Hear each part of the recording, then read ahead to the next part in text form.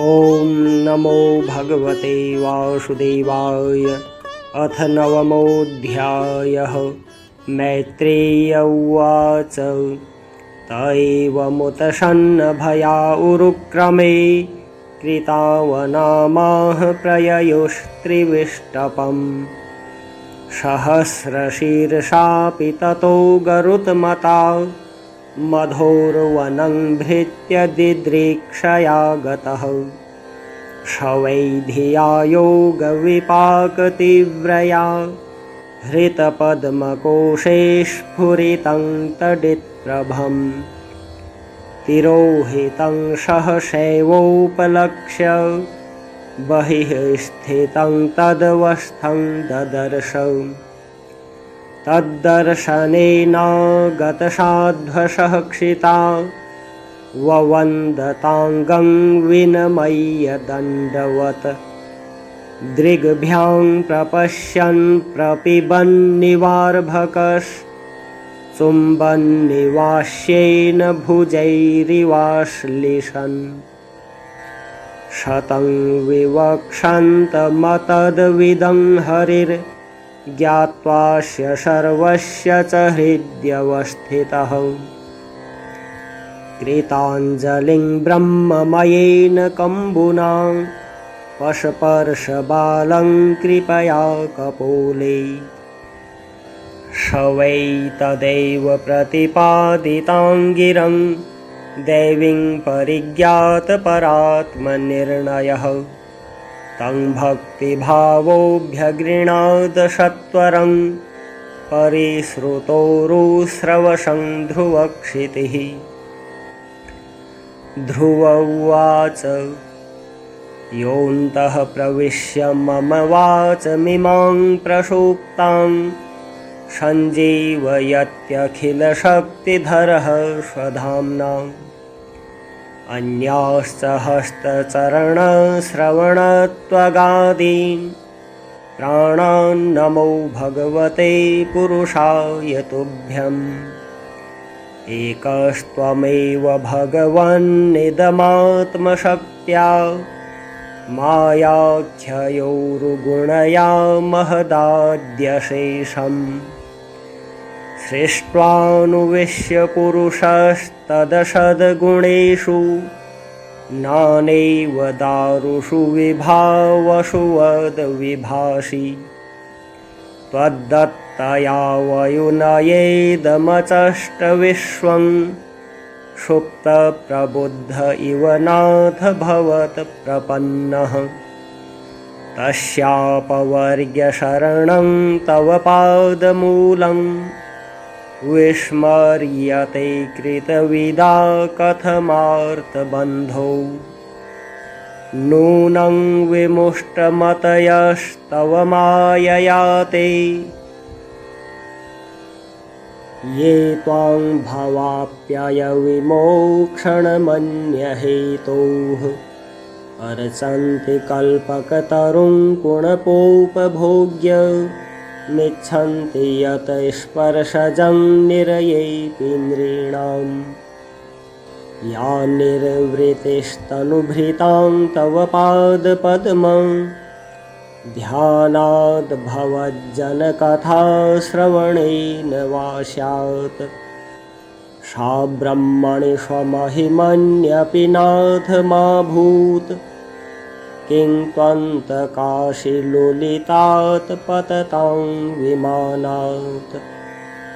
भक्तिं मुहुः प्रवहतां त्वयि मे प्रसङ्गो भूयादनन्तमहताममलाशयानाम्।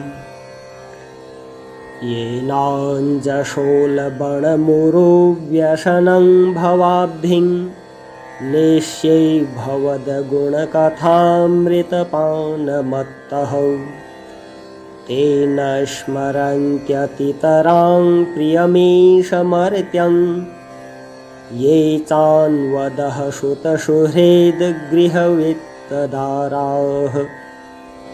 ये त्वब्जनाभ भवदीयपदारविन्द सौगन्ध्यलुब्धहृदयेषु कृतप्रसङ्गाः तिर्यं नगदविजसरीसृपदेव दैत्य मर्त्यादिभिः परिचितं सदसद्विशेषम् रूपं स्थविष्ठमजते महदाद्यनेकं नातः परं परमवेद्मि न यत्र वादः कल्पान्त एतदखिलं जठरेण गृह्णन् शेते पुमानस्वदृगनन्तशखस्तदङ्के यन्नाभिसिन्धुरुह काञ्चनलोकपद्मं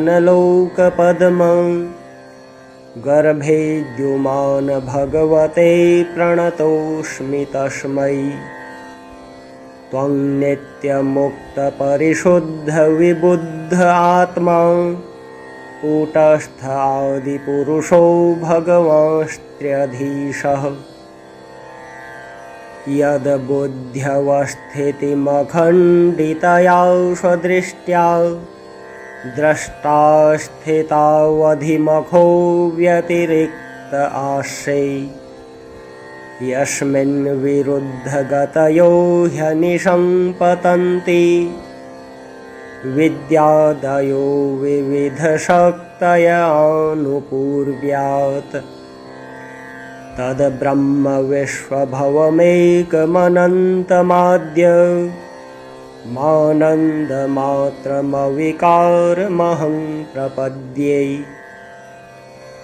सत्याशिषो हि भगवांस्तव पादपद्मं माशेस्तथानुभजतः पुरुषार्थमूर्तेः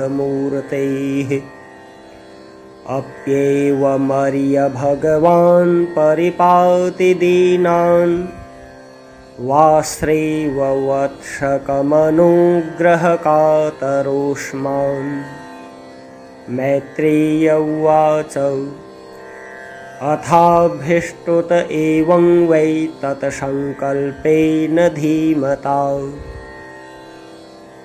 धृत्यानुरक्तो भगवान् प्रतिनन्द्येदमब्रवीत् श्रीभगवानुवाच वेदाहं ते व्यवसितं हृदि राजन्यबालक तत्प्रयच्छामि भद्रं ते दुरापमपि सुव्रत नान्यैरधिष्ठितं भद्र यद्भ्राजिष्णुध्रुवक्षिति यत्र ग्रहरक्षताराणां ज्योतिषां चक्रमाहितं मेढ्याङ्गो चक्रवतस्थाश्नु परस्तात् कल्पवासिनां धर्मोऽग्निः कश्यपः शुक्रो मुनयो यैवनौकशः चरन्ति दक्षिणीकृत्य भ्रमन्तो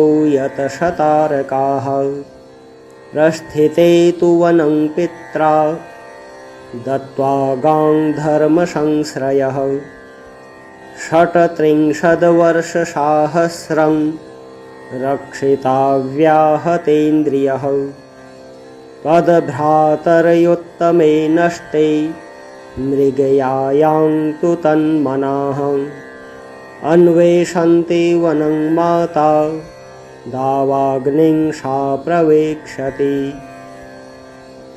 इष्ट्वामां यज्ञहृदयं यज्ञैः पुष्कलदक्षिणैः भुक्त्वा चेहाशिषः सत्या अन्ते मां संस्मरिष्यसि ततो गन्तासि मतस्थानं सर्वलोकनमस्कृतम् उपरिष्टादर्शेभ्यस्त्वं यतो नावर्तते गतः मैत्रेय उवाच इत्यर्चितः स भगवान् अतिदिश्यात् मनः पदम् बालस्य पश्यतो धाम स्वमगाद् गरुडध्वजः सोऽपि सङ्कल्पजं विष्णोः पादसेवोपसादितं प्राप्य संकल्पनिर्वाणं नातिप्रीतोऽभ्यगात् पुरम्। विदुर उवाच सुदुर्लभं यत् परमं पदं हरेर्मायाविनस्तच्चरणार्चनार्जितं।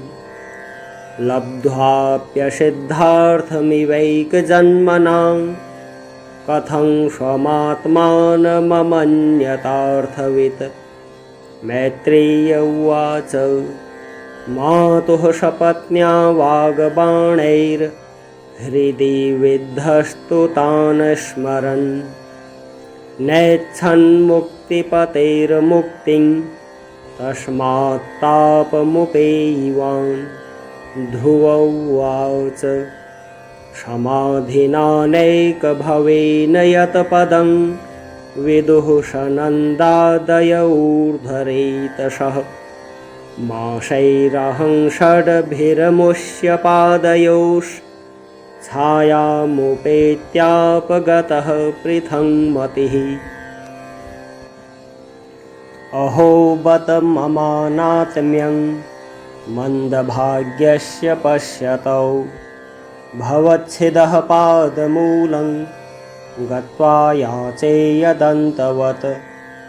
मतिर्विदूषिता देवैः पतद्भिर्सहिष्णुभिः। यो नारदवचस्तथ्यं नाग्राहि समसत्तमः। दैवीं मायामुपाश्रित्य प्रसुप्त इव भिन्नदृक्। तप्ये द्वितीयेऽप्यसति भ्रातृभ्रातृव्यहृद्रुजा। मयैतत् प्रार्थितं व्यर्थं चिकितसैव गतायुषि। प्रसाद्य जगदात्मानं तपसा दुष्प्रसादनम्। भवच्छेदमया चेहं भवं भाग्यविवर्जितः। स्वाराज्यं यच्छतो मौढ्यान् मानो मे भिक्षितो बत। ईश्वरात् क्षीणपुण्येन फलीकारानिवाधनः। मैत्रेय उवाच न वै मुकुन्दस्य पदारविन्दयो रजो जुषस्तात् भवादृशा जनाः। वाञ्छन्ति तद्दास्यमृतेऽर्थमात्मनो यदृच्छया लब्धमनः समृद्धयः। आकर्ण्यात्मजमायान्तं सम्परेत्य यथागतं। राजा न श्रद्धते भद्रमभद्रस्य कुतो मम। श्रद्धाय वाक्यं देवर्षेर्हर्षवेगेन धर्षितः। वार्ताहर्तुरतिप्रीतो हारं प्रादानमहाधनं। सदश्वं रथमारुह्य कार्तस्वरपरिष्कृतं। ब्राह्मणैः कुलवृद्धैश्च पर्यस्तौमात्यबन्धुभिः। शङ्खदुन्दुभिनादेन ब्रह्मघोषेण वेणुभिः। निश्चक्रामपुरातूर्णं मातमजाभिक्षणौतशुकः। सुनीतिः सुरुचिश्चास्य महिष्यौ रुक्मभूषिते। आरुह्य शिबिकां सार्धमुत्तमेनाभिजग्मतुः। तं दृष्टोपवनाभ्यास आयान्तं तरसारथात्। अवरोह्य नृपस्तूर्णमासाद्य प्रेमविह्वलः। परिरेभेङ्गजं दोर्भ्यां दीर्घोत्कण्ठमनाः श्वसन्।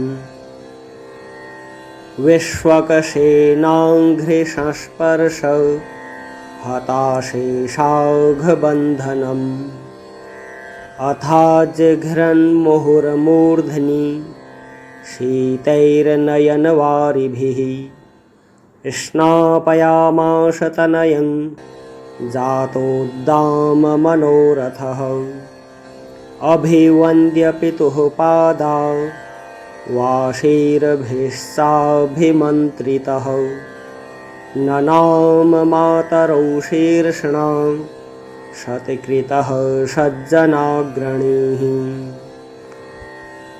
शुरुचिस्तं समुत्थाप्य पादावनतमर्भकम् परिष्वज्याः जीवेति बाष्पगदगदया गिरा यस्य प्रसन्नो भगवान् गुणैर्मैत्र्यादिभिर्हरिः तस्मै नमन्ति भूतानि निम्नमाप इव स्वयम् उत्तमश्च ध्रुवश्चोभावन्योन्यं प्रेम विह्वलौ अङ्गसङ्गादुतपुलकावस्रौघं मुहुरुहतुः शोनेतिरस्य जननी प्राणेभ्योऽपि प्रियं सुतम् उपगुह्य जहावाधिं तदङ्गस्पर्शनिर्वृता पयः स्तनाभ्यां शुस्रावौ नेत्रजैः सलिलैः शिवैः तदाभिषिच्यमानाभ्यां वीरवीरशुवो मुहुः तां शशंसुर्जनाराज्ञीं दिष्ट्या ते पुत्र आर्तिहा प्रतिलब्धश्चिरं नष्टो रक्षिता मण्डलं भुवः अभ्यर्चितस्त्वया नूनं भगवान् प्रणतार्तिहा यदनोऽध्यायिनो धीरा मृत्युं जिज्ञुः सुदुर्जयम् लाल्यमानं जनैरेवं ध्रुवं सभ्रातरं नृपः आरोप्य करिणी हृष्टः स्तूयमानो विशतपुरम् तत्र तत्रोपसङ्क्लरिप्तैर्लसन्मकरतोरणैः सवृन्दैः कदलीस्तम्भैः पूगपोतैश्च तद्विधैः सूतपल्लववासहस्रं मुक्तादामविलम्बिभिः उपस्कृतं प्रतिद्वारमपाङ्कुम्भैः सदीपकैः प्राकारैर्गोपुरागारैः शातकुम्भपरिच्छदैः सर्वतोऽलङ्कृतं श्रीमद्विमानशिखरद्युभिः मृष्टचत्वररथ्याट्टमार्गं चन्दनचर्चितम् लाजाक्षतैः पुष्पफलैस्तण्डुलैर्बलिभिर्युतम् ध्रुवाय पथि दृष्टाय तत्र तत्र पुरस्त्रियः सिद्धार्थाक्षतदध्यम्बुदूर्वा पुष्पफलानि च उपजह्रुः प्रयुञ्जाना वात्सल्यादाशिषः सतीः शृण्वस्तद्वल्गुगीतानि प्राविशद्भवनं पितुः महामणिव्रातमये शतस्मिन् भवनोत्तमे लालितो नितरां पित्रा न्यवसद्दिवि देववत् पयः फेननिभाः शय्या दान्तारुक्मपरिच्छदाः आसनानि महारहाणि यत्र रौक्मा उपस्कराः यत्र स्फटिककुड्येषु महामारकतेषु च मणिप्रदीपा आभान्ति ललना रत्नसंयुताः उद्यानानि च रम्याणि विचित्रैरमरद्रुमैः ऊजदविहङ्गमिथुनैर्गायन्मत्तमधुव्रतैः वाप्यो वैदूर्यसोपानाः पद्मौतपलकुमुद्वतीः हंसकारण्डवकुलैर्दुष्टाश्चक्राहुवशारशैः उत्तानपादो राजर्षिः प्रभावं तनयस्य तम् श्रुत्वा दृष्ट्वादभुततमं प्रपेदे विस्मयं परम् वीक्षोढवयसं तं च प्रकृतीनां च सम्मतम् अनुरक्तप्रजङ्राजा ध्रुवं चक्रे भुवः पतिम् आत्मानं च प्रवय समाकलय्य विशाम्पतिः वनं विरक्तः प्रातिष्ठद् विमृशन्नात्मनोगतिम्। ॐ जय जय जय श्रीमद्भागवते महापुराणे पारमहंस्यां संहितायां चतुर्थे स्कन्धे नवमः श्रीनारायणार्पणमस्तु।